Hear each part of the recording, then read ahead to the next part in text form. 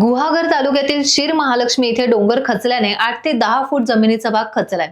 सतत कोसळणाऱ्या पावसामुळे रत्नागिरीत बऱ्याच ठिकाणी दरड कोसळण्याच्या घटना, रस्त्यातील खड्ड्यांच्या समस्या, नदीपात्राच्या वाढत्या पातळीमुळे नजीकच्या गावांना असलेला धोका अशा बऱ्याच समस्यांसोबतच जमीन खचण्याची मोठी समस्या उद्भवते।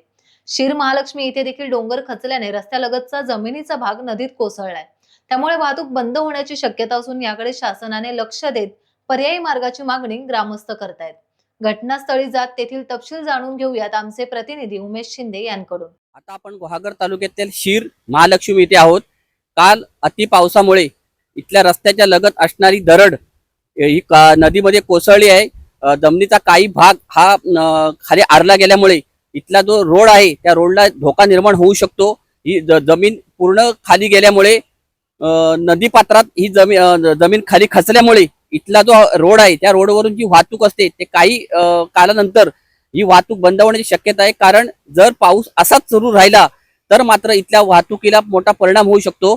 आपण इथल्या ही जमीन कशी काय खाली गेली किंवा कशी काय आरली गेली ह्याची माहिती देण्यासाठी आपल्या समोर या गावचे सरपंच आहेत।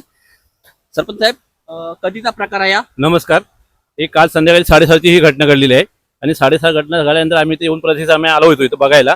नंतर 7:30 नंतर पुन्हा परत ही माहिती आपण आपला जो तालुक्याचा ग्रुप आहे नैसर्गिक आपत्ती हा जो ग्रुप आहे या ग्रुपला जेव्हा लगेच आपण माहिती दिल्यानंतर ही सर्वांना ही माहिती कळल्यानंतर पुन्हा सकाळी आपण इथं आलो आता आणि आपल्या बांधकाम खात्याचे जे थोरात साहेब आहेत त्यांना तिथं बोलवले, तहसीलदार होते येणार होते, त्यांची आपण वाट बघतोय आता।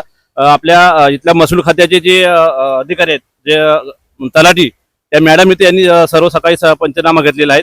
आणि आता जो हा भविष्यात जो प्रश्न आहे की ह्यानंतर आता हा जो दरड कोसळलेली आहे तर अजून काही काळानंतर पाऊस जर हा चालूच राहिला तर हा रोड पुन्हा अजून खाली खचण्याची शक्यता आहे। याच्यासाठी पर्यायी म्हणून आपल्याला इथून हा जो रोड मार्ग आहे हा रोड नवीन ह्या मार्ग आपल्याला हा निधी शासनाकडून मिळावा आणि हा रोड तयार झाला पाहिजे। याच्यासाठी जर ही भविष्यामध्ये किंवा आता इथं हा बांध सुद्धा खचलेला वाटतोय की जर हा बांध आता काही पाऊस जर चालू राहिला काही वेळ तर हा जर बांध खचला गेला किंवा ही जमीन पूर्ण हरली गेली तर ह्या वाहतुकीला परिणाम होईल का? हो, ह्याच्यावर नक्कीच वाहतुकीचा परिणाम होईल। त्याच्यासाठी पर्यायी आपल्याला उद्याच्या 2 दिवसात आपल्याला जेसीबी लावून ही जी साईड पट्टी आहे त्या साईड पट्टी थोडीशी काढून आपल्याला वाहतूक त्या मार्गे करावी लागेल। कारण ह्या साईडने जर आपण जास्त वाहतूक केली तर पुन्हा जास्त ही जमीन खाली जाण्याची शक्यता आहे।